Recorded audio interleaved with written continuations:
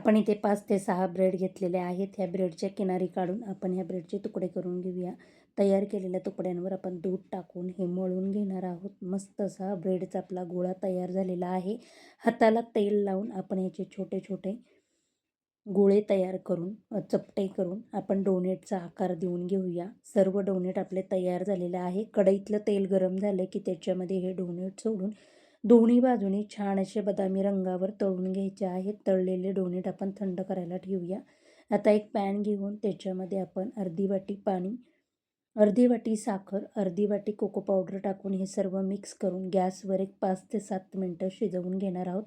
आणि थंड झाल्यानंतर तुम्ही बघू शकता आपलं चॉकलेट सिरप तयार झालेला आहे. आता आपण हे डोनेटला चॉकलेट सिरप लावून घेऊया आणि त्याच्यावर कलरफुल स्प्रिंकल टाकून आपले हे मस्त असे ब्रेड डोनेट तयार झालेले आहेत.